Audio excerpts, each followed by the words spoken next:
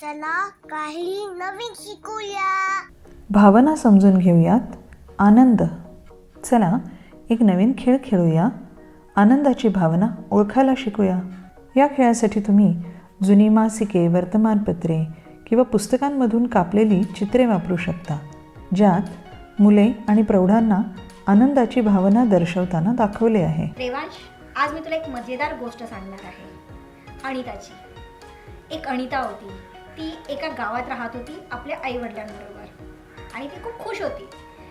एके दिवशी तिच्या गावामध्ये ना खूप मोठी जत्रा भरली आणि तिला खूप उत्सुकता होती त्या जत्रेत जायची. मग एक दिवस काय झालं, तिचे वडील आले आणि तिला बोलले की आपण जत्रेला जाऊया, तयार हो. तर तिला कसं वाटलं असेल, तू सांगशील का मला रेवांश? ऐकून आनंद झाला असेल. हो. जेव्हा तुला आनंद होतो तेव्हा तू काय करतोस? हसतो. कसं असतोस?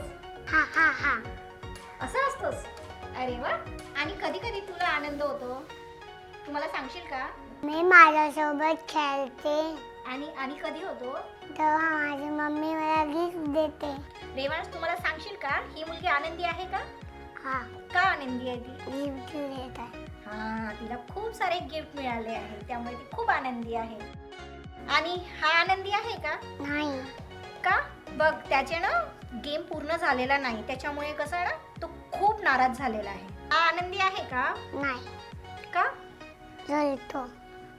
त्याला भीती वाटते. तिथे खूप अंधार आहे बघून त्याला खूप भीती वाटते, त्याच्यामुळे तो खूप घाबरलेला आहे.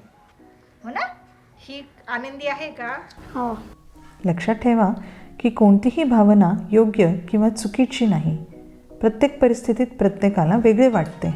आणि हो, मुलांच्या कार्याचे फोटो किंवा व्हिडिओ ग्रुपवर नक्की पाठवा.